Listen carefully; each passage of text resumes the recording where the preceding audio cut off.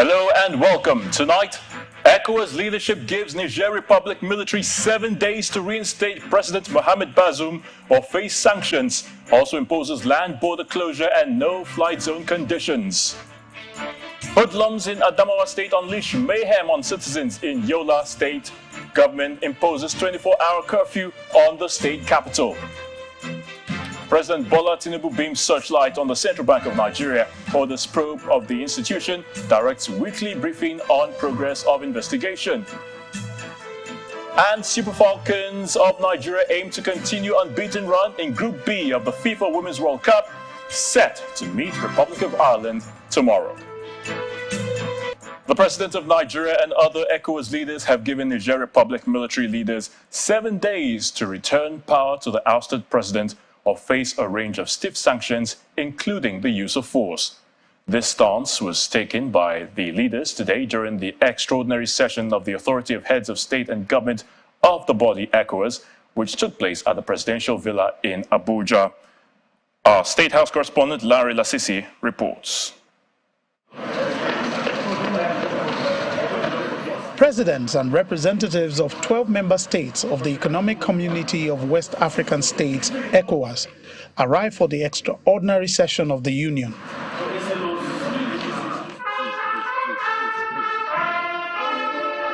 The meeting, which was convened by the President of Nigeria and the ECOWAS chairperson, President Bola Tinubu, is to consider the socio-political developments in the Republic of Niger. Welcoming those present, he urged them to take a strong stand on the matter. I want us to be strong, forceful, and resolute about the survival of Bazoum, as well as the freedom and restoration of the constitutionally elected body in the Niger Republic. When the communique was presented, it was indeed a strong stand by the Union. They called for the immediate release and reinstatement of President Mohamed Bazoum as President and Head of State of the Republic of Niger, and for the full restoration of constitutional order in that country. They also rejected any form of resignation that may purportedly come from President Bazoum. In the event the authorities' demands are not met within 1 week, take all measures necessary to restore constitutional order in the Republic of Niger. Such measures may include the use of force. To this effect, the chiefs of defense staff of ECOWAS are to meet immediately. While condemning the pronouncement of support by some foreign governments and foreign private military contractors, some sanctions were also announced. Closure of land and air borders between ECOWAS countries and Niger. 2, institution of ECOWAS no-fly zone on all commercial flights to and from Niger. Suspension of all commercial and financial transactions between ECOWAS member states and Niger. Freeze all service transactions, including energy transactions. Impose travel ban and asset freeze for the military officials involved in the coup attempt. The resolutions taken by ECOWAS was applauded by the chairperson of the African Union Commission and the special representative of the United Nations Secretary General for West Africa and the Sahel, who were present. In his closing remarks, President Tinubu encouraged African leaders to take steps to foster stability and progress in their countries. We will stand with our people and freedom and our commitment to the rule of law and not the barrel of gun. Africa has come of age. We reject coup, an interruption to constitutional order. Now, one thing that has been emphasized here is that most of the resolutions taken here will take effect immediately. There's a determined air from this meeting that the presidents of ECOWAS will insist that this region is governed by the principles of democracy, rule of law, and good governance. From the presidential villa, Lanre Lasese, Channels Television News. Meanwhile, the Niger military junta appears not to be backing down as the leader warns regional and Western powers against any military intervention to reinstate President Mohamed Bazoum. This warning is coming just as ECOWAS leaders conclude their extraordinary summit in Abuja, Nigeria's capital city. General Abdurrahmani Chiani's statement read out on the country's national television and alleged that ECOWAS is preparing to approve a plan of aggression against Niger. Part of his statement reads, "We once again reiterate to ECOWAS or any other adventurer our firm determination to defend our fatherland. What happened in Niger is nothing other than the struggle of the people of Niger with their colonizers." In the meantime, hundreds of coup supporters have taken to the streets outside the French embassy in Niamey, showing solidarity for the ruling junta. French President Emmanuel Macron earlier warned that France would not tolerate any attack on its interests in Niger and would respond in an immediate and intractable manner. The coup has already prompted concern that Niger could pivot towards Russia. Neighboring Burkina Faso and Mali have both moved closer to Russia since their own coups. Back home, there's been some unusual violence in Yola, the Adamawa state capital, by some youths who wreaked havoc on citizens of the state earlier today. They brandished machetes, threatening the people who were going about their daily activities.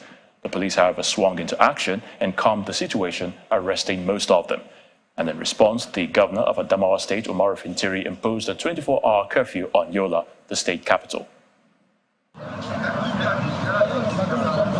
The operational office of the National Emergency Management Agency headquarters in Yola, which houses food and non-food items, has been looted by some irate youths. The youths, believed to be members of the homegrown Shilla Boys terrorizing the state, perpetrated the act under the guise of hardship caused by the removal of fuel subsidy to unleash mayhem on innocent citizens.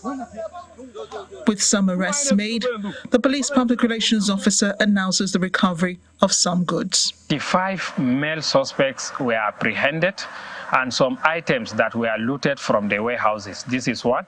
Secondly, the command have succeeded in preventing them from going beyond the first warehouse that was attacked. The one belonging to the NEMA was the first one that was attacked, but the command have succeeded in preventing them from attacking the one that is located at Numan Road, belonging to Ministry of Agriculture. The state coordinator of NEMA, on his part, speaks on the devastation on its facility by the hoodlums. You see the 4 warehouses, they are all being looted.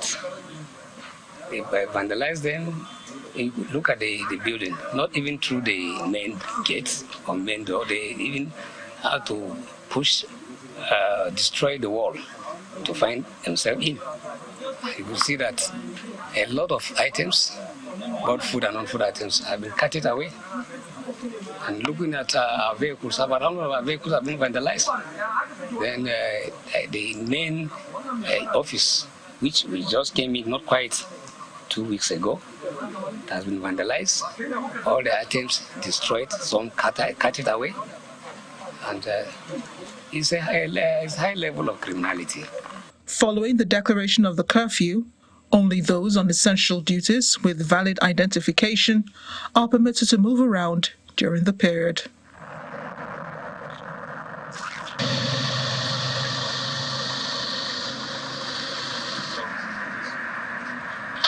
It's not normal for one to see infrastructure put in place by government vandalized by the same people who are meant to benefit from it.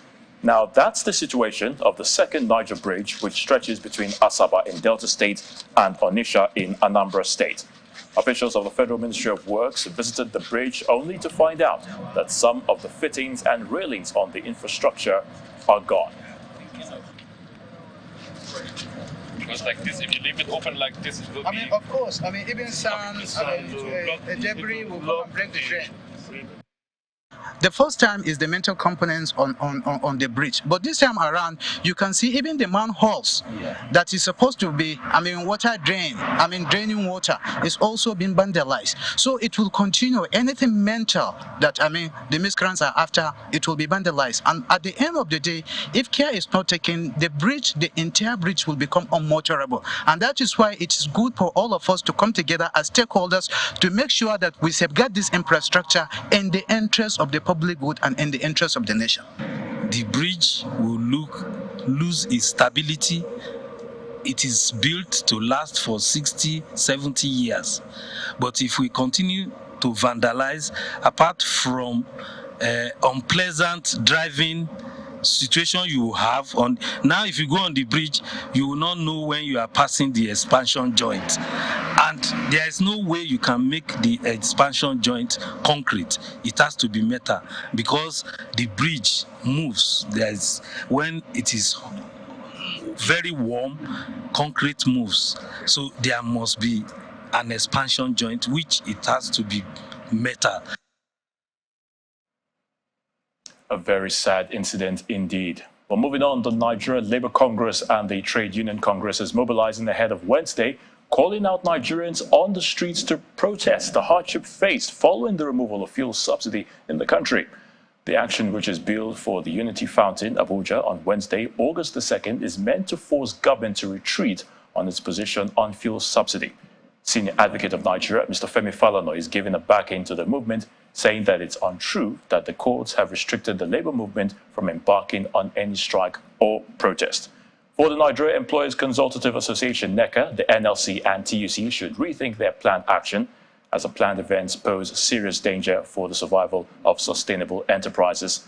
In the meantime, a former president of the TUC, Mr. Peter Esele, has been reacting to the planned demonstration by the NLC and the TUC. He says although he is not impressed with the steps taken so far to cushion the effect of fuel subsidy removal, he thinks the timing is inappropriate. He was speaking on our program, Sunday Politics. Nigeria Labour Congress have every right to protest. But if you talk in terms of timing, my worry will be they may likely lose it on the street. That's one, because there's so much pressure. And then secondly, you just see what is happening at Adamawa. You just reported it. Now there's no protest. People are already going to, it's not just going to NEMA's office and breaking in and moving green. And they are all shouting, there's too much hunger in the land. I'm aware that Governor Finitri also declared coffee, 24 hours coffee. The reason why some people are already breaking into shops and looting. So you can imagine when protests and strike now start, it may be something that government may not be able to control, or Nigerian Labour Congress may also not be able to control. So we need to move beyond platitude and do what is needful to make Nigerians have hope. The federal government would have allowed Labour to go ahead and issue an ultimatum. Because right now it will be very difficult for Ajero to back out. If he back out, he's going to be accused of a sellout. And then the other option for government is that government should come out with a plan and say, this is what we are doing. In part two, after the break, an assessment and implication of the Ecowas intervention in Niger Republic, our in-house analyst, Babajide Ogunsoro, rolls out the data. Please join us again. Welcome back. If you just joined us, you're watching the news at 10, coming to you live on Channels Television Lagos. A reminder of our top stories.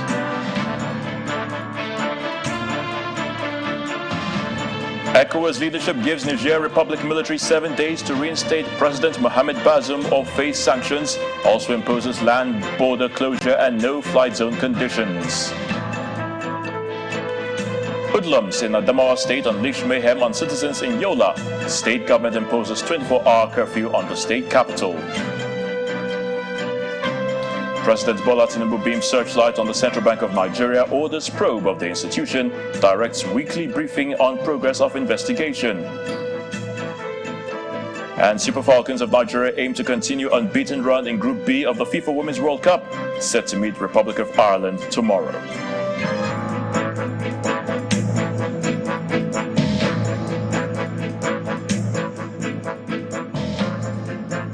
The resident doctor strike is beginning to take a toll on hospitals across the country. Since an indefinite strike was declared last week Wednesday, and their subsequent refusal to accept the 25% proposed in theory, a dialogue with the government, patients are now left unattended to in some hospitals visited. But this report captures the current situation across the country. The nationwide strike embarked on by the National Association of Resident Doctors is impacting on activities at some major hospitals across the country.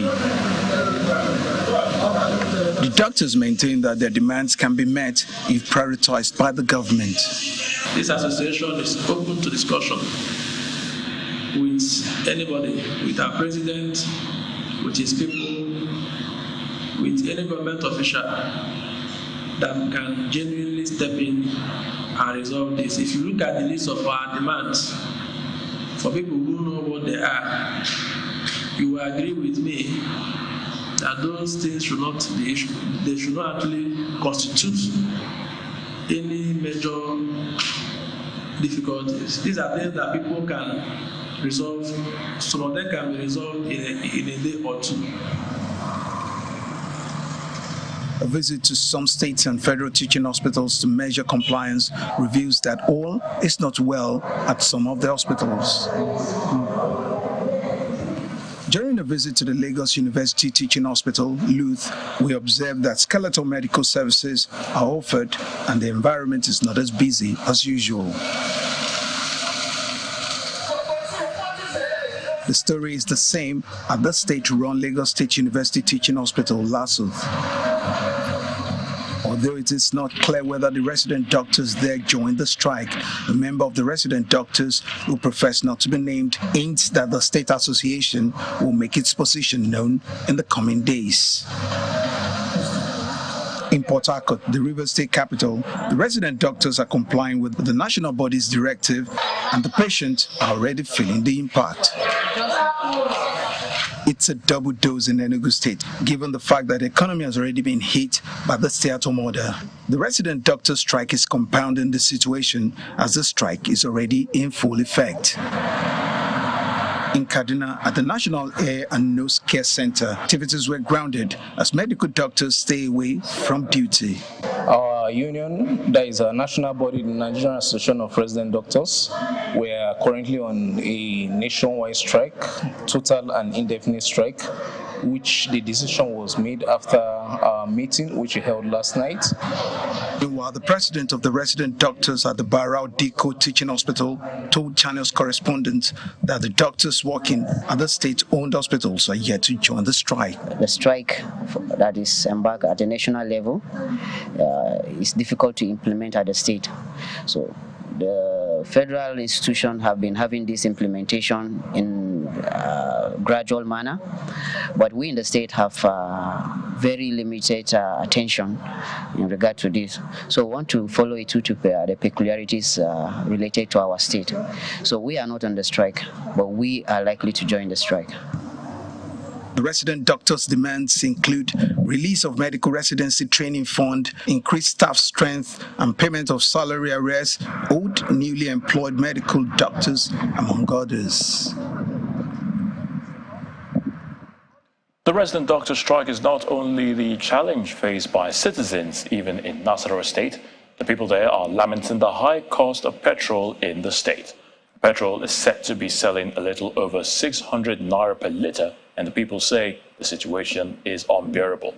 The Nasarawa State government is, however, promising to extend its conditional cash transfer program to a second phase with an increase in the number of beneficiaries and stipends, while other options are being explored. Our correspondent, Halima Gayam, reports. The roads of Lafia are scanty, and it is getting scantier as the day goes by. The scantiness portrays the severity of the feeling of the people of Nasarawa State, north-central Nigeria, following the removal of fuel subsidy and the subsequent increase in petrol pump price. The people were struggling to embrace the increase from 197 to 540 naira per litre, then it rose to 617. A few private car owners are spotted on the road, and not very many commercial motorbikes and tricycles, which are the common means of transportation. Some private vehicle owners now see the item as an expensive necessity as they struggle to keep their vehicles on the road. For commercial riders in search of their daily income, transportation prices have risen, making it more dire. I'm not happy and we are suffering. Places where it's supposed to be 200 naira, passengers are asking us to collect 150 naira. We pray that our leaders look at the situation and grant us succor. Some workers in the commercial transport sector stay stranded for half the day, losing daily income as people take to trekking, with some turning to the use of bicycles. Some can only afford less than a litre of fuel. It runs short and the motorbike is wheeled by hand. Can't pay for transportation? Damn the risk. There is a space on top of the vehicle. The scantiness extends to the markets. The astronomical price increase of commodities appears to be making it difficult for poor families to maintain 3 square meals. We are now forced to be fasting. In a nearby village, 10 people died of hunger. Business owners are grumbling, and the students too. He's quite depreciating every day. He's quite depreciating. So because there's no money, so there's no people in the market. If you look at the market actually, you see it's very dry. I normally spend up to 1,000 naira every day for transport because I am very, very far from school and I have to go to school every day. So I just pray that the government will be able to resolve this matter as possible, as quick as possible. The Nasarawa state government has a conditional cash transfer program where indigent persons from the 13 local government areas receive stipends. With the end of the first phase, with 3,800 beneficiaries, the state social investment authorities reveal a second phase is underway, with an increase of beneficiaries to 7,000, as the state government considers other options to alleviate the suffering of the people. It has also launched the establishment of a liquefied natural and compressed gas project, which will ensure a switch to gas energy in the state, which is cheaper. The federal government is debating palliative measures as well. Economic experts are giving a high sign of more difficulty in the offing before some ease. As there is no exactitude as to when this ease will be realized, the worry of the people is intensified. The situation gets more dire by the day. A final stance from the government concerning palliatives is what the people anticipate, and they want it implemented as soon as possible. Halima Gayam, Channels Television News. After an extraordinary meeting in Abuja today, Ecowas agreed to trade, financial and economic sanctions on the Republic of Niger. So, in layman's terms, Ecowas are putting their money where their mouth is. They have also given a one-week ultimatum to those involved in the ongoing attempt to overthrow the leadership of President Mohamed Bazoum. Tonight, our focus is on the plans of Ecowas to maintain regional stability. Babajide Ogunsawo, founder of Leadership by Data and Channels Television's data consultant, is here to share insights. Great to have you again on the News at 10, Babajide. Good evening, Ayotune. So we're looking at the situation in Niger Republic, which is already generating a whole lot of talk, not just in West Africa, but in other parts of the world. Let me start by asking you, how will you analyze the tense situation between the Ecowas and, of course, the military junta in Niger Republic? The right word you've used, tense, that is the right word. But there are many ways to analyze this, but I would like to focus on the top 3 most important ways to understand what is going on in Ecowas region, and especially under the leadership of President Bola Tinubu. And I'd like you to listen carefully to these 3 ways to understand what is going on. Today, first, Ecowas. This region we call Ecowas has a population of 424 million people. But more than half of that population resides in Nigeria. So in simple terms, Ecowas is another word for Big Brother Nigeria. That is the first way to look at it. Now, to the second way to look at this. This region we call Ecowas, based on the World Bank's figures, they say Ecowas has a region economic size worth $760 billion. Try and remember that number, $760 billion. However, just one state, Ayotunde, one state in Florida in the United States has the economic size of $1 trillion. Again, don't forget, Ecowas, economic size, $760 billion. Florida, one state, $1 trillion. In other words, in Africa, Ecowas is an elephant. But in the eyes of the European Union and America, Ecowas is an ant. Now, the third way to analyze this is this region we call Ecowas Ayotunde. It is more francophone than anglophone. Here's what I mean. Let's take a look at and understand the exact countries, the 15 countries in the region we call Ecowas. Two of these regions, the official language is Portuguese. I'm talking about Cape Verde and Guinea-Bissau. 5 of these regions, the official language, English. The Gambia, Ghana, Liberia, Nigeria, and Sierra Leone. However, there are 8 countries in ECOWAS where the official language is French. And majority of the recent political instability we're seeing are within the Francophone-speaking ECOWAS regions. I'm talking about Burkina Faso, Guinea, Mali, and Niger. Don't forget, there are more Francophone countries in ECOWAS than Anglophone. And most of these recent regional crises when it comes to political instability is coming from the Francophone-speaking nations of ECOWAS. That is to give you an insight as to some of the undercurrents, some of the other things that are invisible that are leading to these political instabilities. So it's less than, of course, 30 days since President Bola Tinubu became the chairman of the body ECOWAS. How difficult are the options and decisions to make in this situation in Niger Republic and, of course, West Africa? Less than 30 days, I think it was July 9. And if we take it, there's some good news and there's bad news. Let's take a look at some of the good news, especially since July 9 and the sort of energy that President Bola Tinubu came with. He came with, and on July 9th, yes, he was sworn in, and he made it clear that Africa will keep moving towards democracy. We see what happened on Wednesday. The Chief of Defense Staff has also has made it very firm, saying that there's one thing that will last longer than forever in Nigeria, and that's democracy. That was when all of these challenges, instability challenges in the Republic of Niger started. And today, after the extraordinary general meeting, the Nigeria's Chief of Army Staff, who is the Chief of Africa's largest and strongest army, has made it clear that the only thing better than democracy is more democracy. And so what we've seen is for President Tinubu, the President of Nigeria, Chairman of ECOWAS, Nigeria's Chief of Defense Staff, Nigeria's Chief of Army Staff, who controls the largest and strongest army in Africa, they are all in sync, speaking with one voice. Ayotunde, that is good news. But here's the bad news. You know, when, as chairman in Nigeria, the way they say it on the streets is chairman. Now, as chairman, you're not just economic chairman, you're financial chairman. So the bad news is people expect Nigeria to fund ECOWAS. Does Nigeria have the money?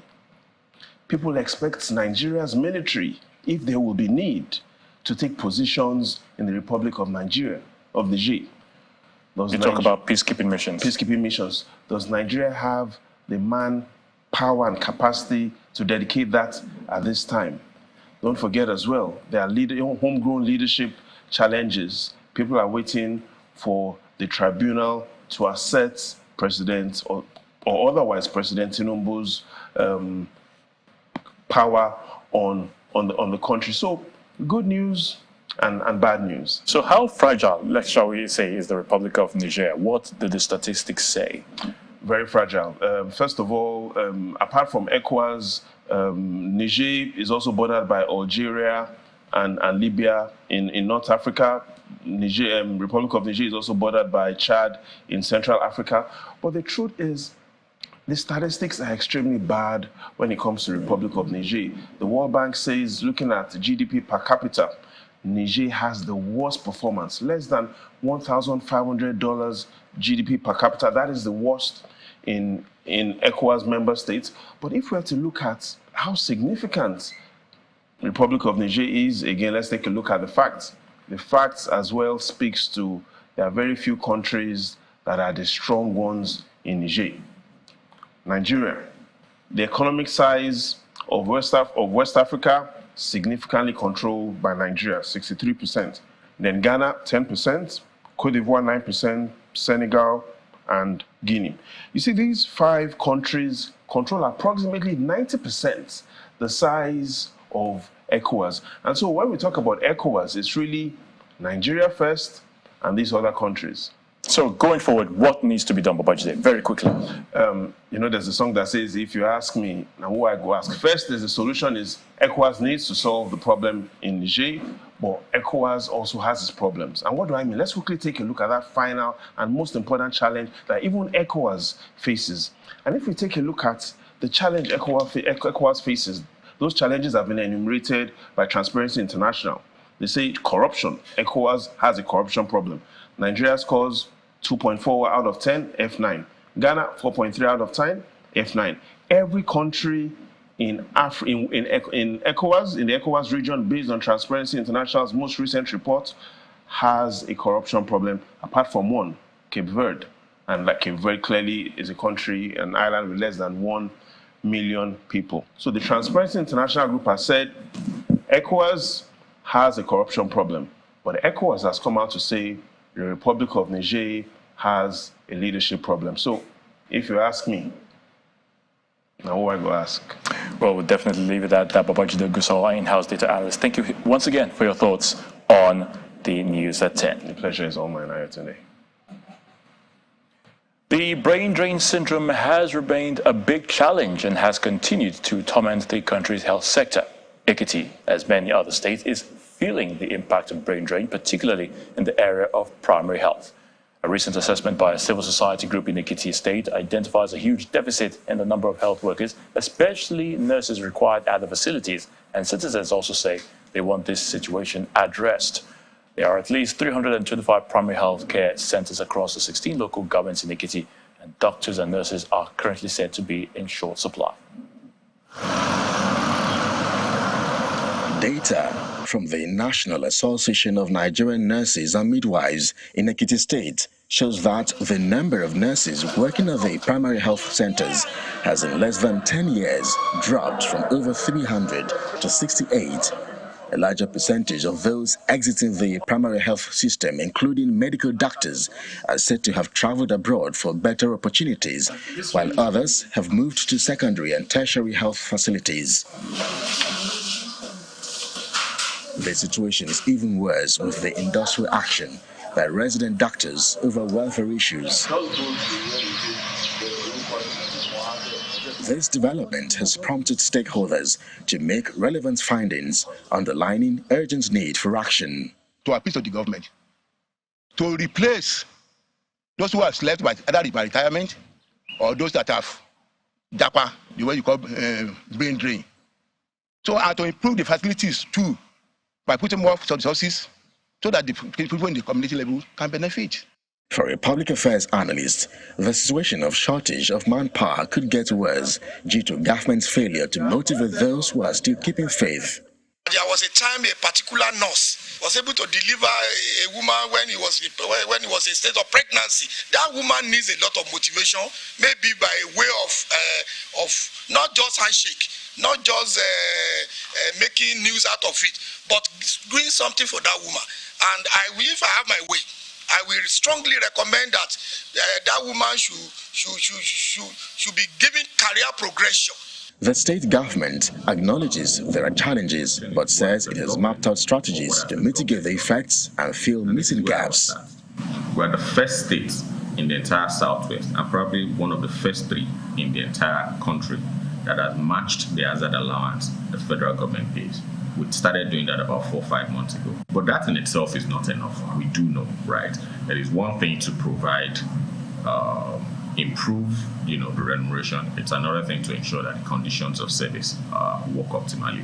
few weeks ago, the World Bank flagged off a facility support program worth about ₦1 billion for 177 primary health centers across Ekiti State, and the effects of this is expected to be fully felt soon.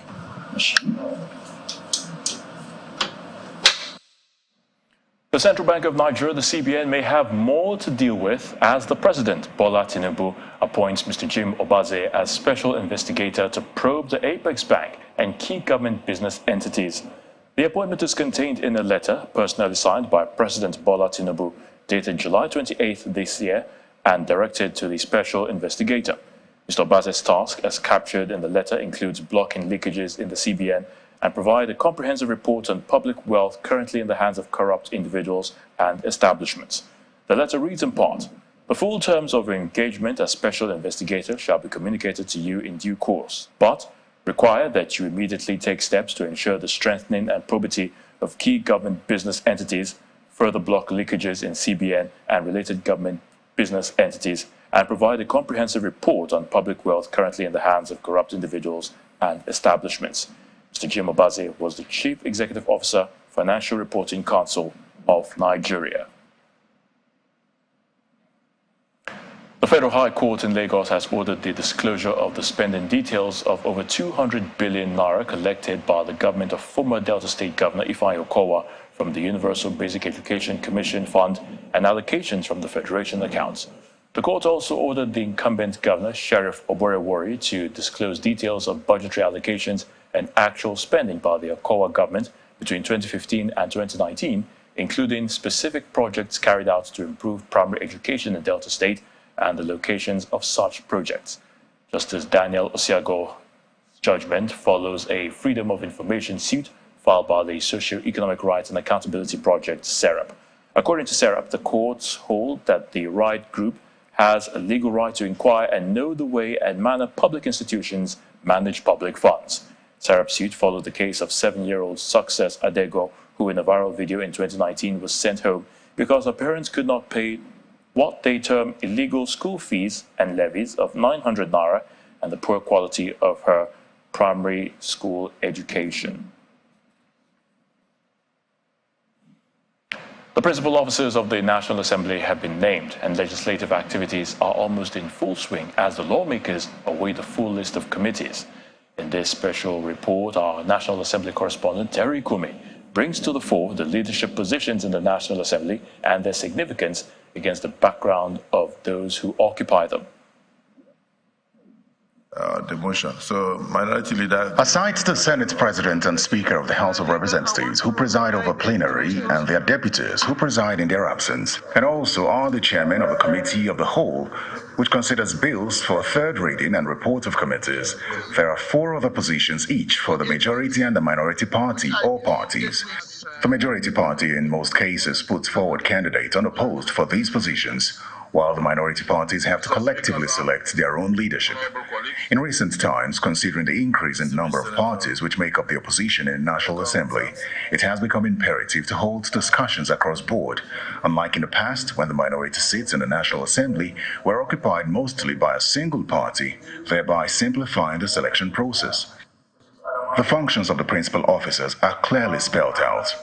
The President of the Senate and Speaker of the House of Representatives preside over the plenary sessions of the Senate and House, appoint committee chairs and members, refer bills to committees, sign legislation, writs and warrants, and more. The Deputy Senate President and Deputy Speaker preside over plenary in the absence of the Senate President and Speaker. They preside over the Committee of the Whole and assume all the duties as assigned by the President of the Senate and Speaker of the House. The majority leader of either chamber leads the debates for the majority party on the floor, develops the calendar for the House, assists the Senate President or Speaker with program development, policy formation, and policy decisions. Senator Kweyemi Bamidele occupies this position in the Senate, while Honorable Julius Ihobiri does in the House. The Deputy Majority Leader assists the leader in these responsibilities. This position is occupied by immediate past Governor of Ebonyi State, Senator Dave Umahi, and Honorable Halims Abdullahi in the House, a 3-term member. Order, please. The Chief Whip ensures that lawmakers conduct themselves appropriately, especially during plenary, ensures members' attendance, and is assisted by the Deputy Chief Whip, who acts in his absence. In the Senate, this position is occupied by Senator Aline Dume, former chairman of the Committee on Army and former candidate for office of the Senate President in the 9th Senate. He is deputized by Senator Lola Ashiru from Kwara State. In the House, the Chief Whip is Honorable Bello Kumo, who's been in the House since 2011. He is deputized by Honorable Adeumio Nanuga, who is serving a second term. The Minority Leader is the principal leader of the minority party or parties and is responsible for developing the minority position, negotiating with the majority party. He serves as spokesperson of the minority parties, protects their interests, and objectively opposes legislations or presidential requests when necessary. The Deputy Minority Leader largely assists the Minority Leader and acts in his absence. In the Senate, Senator Simon Davu from the PDP is the Minority Leader, while Senator Oyewumi Olalere, also of the PDP, is the Deputy Minority Leader. In the House, Kingsley Chinda of the PDP is the Minority Leader. He is serving a 4th term. His nomination by the PDP in 2019 for Minority Leader was ignored by the Speaker of the 9th House on the grounds that the PDP did not consult with other minority parties. The Deputy Minority Leader is Aliyu Madaki of the NNPP. He is a member of the 7th and 8th Assembly. The Minority Whip functions in the same capacity as the Majority Whip. Only in this case, he is restricted to the minority parties and maintains orderly conduct among them. He is assisted by the Deputy Minority Whip. Senator Darlington Wokocha from the PDP, a member of the 9th House of Representatives, is the Senate Minority Whip, assisted by a former member of the House as well, Senator Rufai Hanga from the NNPP. In the lower chamber, Ali Issa of the People's Democratic Party, a 3rd-time member, is the Minority Whip, while George Bizimawo of the Labour Party, a first-timer, is the Deputy Minority Whip. The leadership positions of the National Assembly have been ceded, taking into consideration the concerns of zoning, especially within the ruling party, leading to the emergence of presiding officers. Senator Godswill Akpabio from the South-South is the Senate President. Senator Jibrin Barrow from the Northwest is the Deputy Senate President. Honorable Abbas Tajuddin from the Northwest is the Speaker of the House of Representatives, and Honorable Benjamin Kalu from the Southeast is the Deputy Speaker. The expectations of Nigerians is that the National Assembly would focus more on the people they represent rather than their political leanings. Terry Ikumi, Channels Television News. 6 animals infected with anthrax disease have been confiscated, burned and buried by officials of the Lagos State government to prevent its spread. The cases were discovered during surveillance of animals on Lagos Island and Agege. No case of human infection has either been identified or reported since the discovery of anthrax disease in Lagos. Human and animal surveillance activities have already been stepped up. Free vaccination activities and monitoring have also been intensified. Animal owners should take advantage of the exercise by coming forward with their herd for inoculation. Please report cases of symptoms in animals to the Lagos State Ministry of Agriculture Director of Veterinary Services. And now to the arts. Contemporary artist Peju Alatishe presents Alafia, which is the title of her solo exhibition at Coup Gallery in Lagos. Through her life, like sculptural pieces, the artist preaches peace while making a case for the girl child. We see it on Art Review tonight.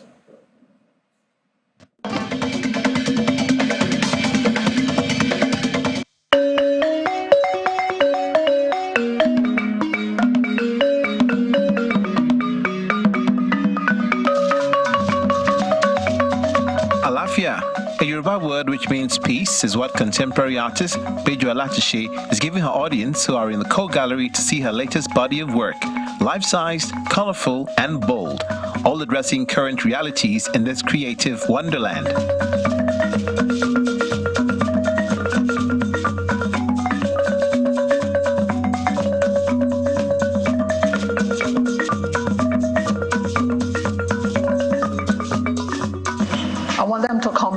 And just be happy. You know, for me, I'll be political and very ready to fight.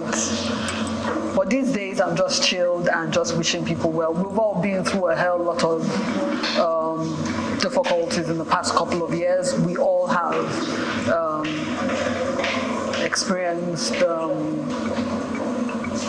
some kind of hardship, whether it's with the health or economically, financially with the lockdown and all, and it's time to heal. So again, this is just wishing everyone alafia. It's become her signature. Installations. We take up a lot of space in the gallery, working with wrought iron, chain and other material to achieve an intriguing storyline, a world free of rancor, as she encourages everyone to learn from the innocence of children while advocating for the rights of girls. But I think it really showcases her sculptures, large sculptural pieces, women, which is what we're so excited about because we love featuring female artists. We're a female-run gallery, and it was quite amazing to see the works that she had, the body works that she had, and we're so excited to have her here again. Pedro Alatiche is an interdisciplinary artist, architect and writer who always creates works of art that speak to socio-cultural issues. Right from youth, right from when she was in secondary school, she has always been extremely imaginative. There was a time she told me, "Mommy, I wish you can open my brain and see what is inside." Well, I said, if I open it, I can only see mucus. I will not see what is there, except you translate it. So she has always been a very talented girl. The Co-Gallery wants art lovers to leave their worries behind once they step into this space and just enjoy the beauty around them. Is there wellness without freedom? That's the question Pedro Alatiche wants the audience to ponder even after they leave this exhibition of paintings and sculptural pieces.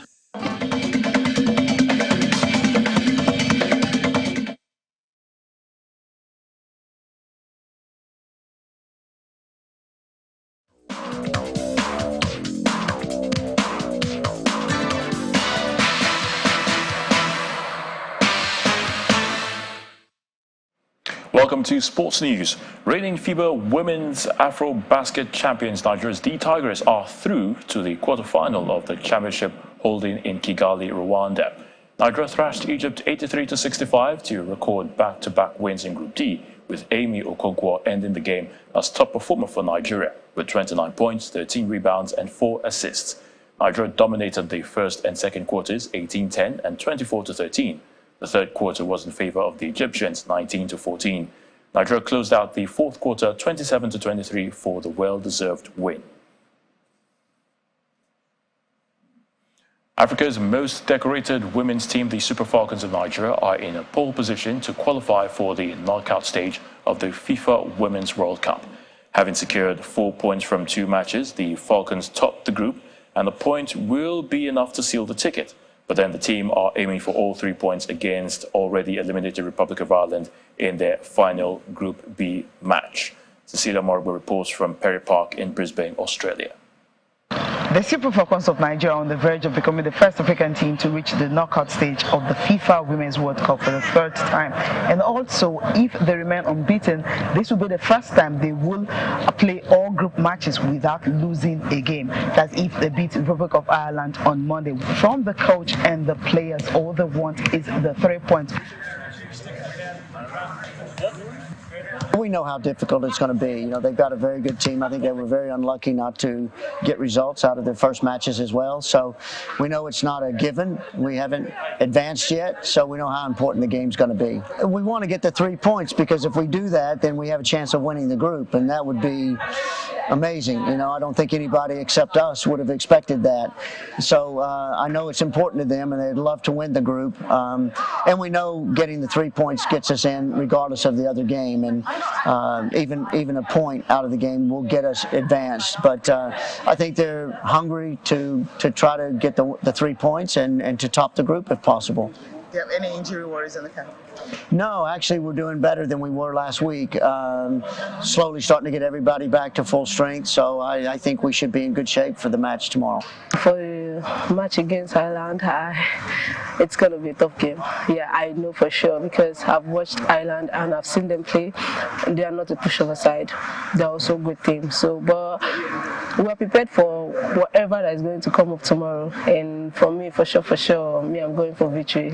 Well, obviously, we needed the 3 points to be at the top of the group, and I think we got we got the team to do that, and we're just going to go there, focus, respect the opponent, and just display what we have. For the Republic of Ireland, they are making their debut, having lost all 2 games. There's no point of progressing, but what they want to do is to see how they can dent the Super Falcons' chances of making it into the round of 16. Cecilia Morbe for Channels Television News. Switzerland and Norway have qualified for the last 16 of the Women's World Cup in Group A. As co-hosts, New Zealand were eliminated along with the Philippines earlier today. The Swiss finished top of Group A with 5 points thanks to a 0-0 draw with New Zealand, while Norway hammered the Philippines 6-0 in Auckland to overtake the co-hosts on 4 points in the standings on goal difference.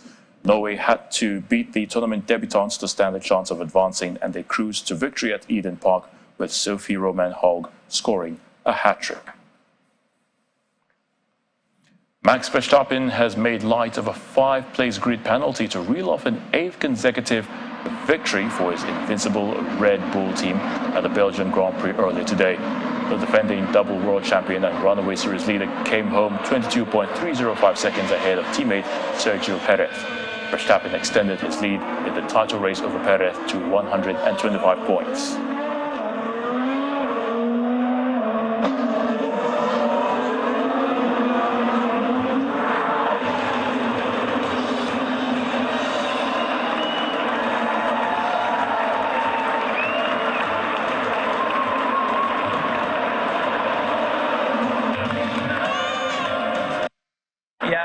I knew that we had a great car. It was just about surviving turn 1. I could see it was all getting really tight. I've been in that position before as well myself, so I was like, I'm just gonna stay out of that, and it worked out. And then from there onwards, I think we all made the right overtakes moves. I just got a little bit stuck in the beginning in a bit of a DRS train, but once that cleared, I could do my own pace, and again, it's really enjoyable.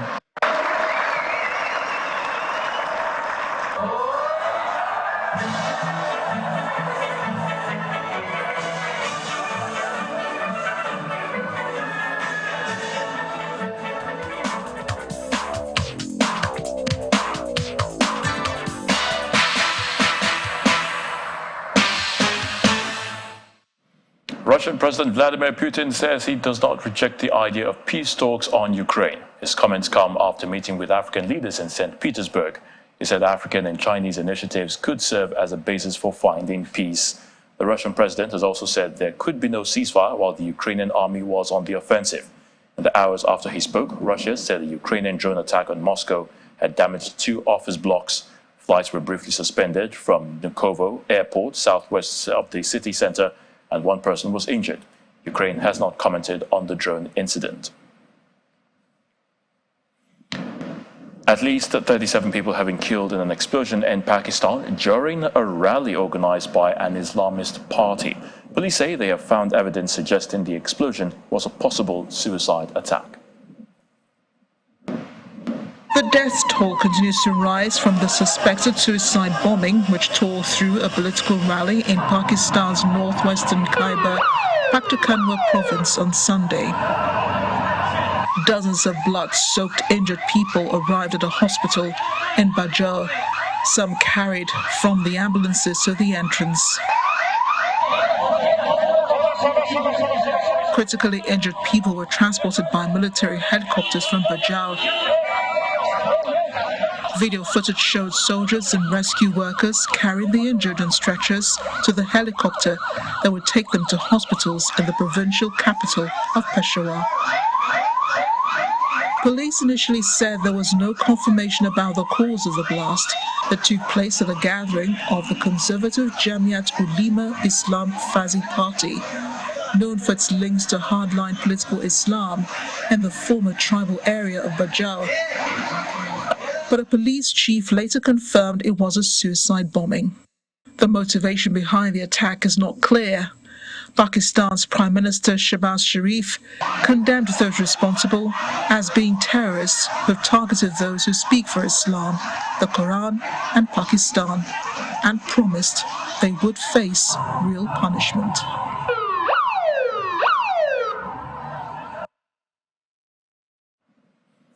And the main news again.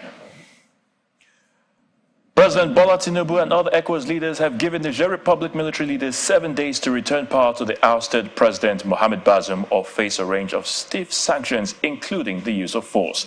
This stance was taken by the leaders today during their extraordinary session of the Authority of Heads of State and Government of Ecowas, which took place at the presidential villa in Abuja.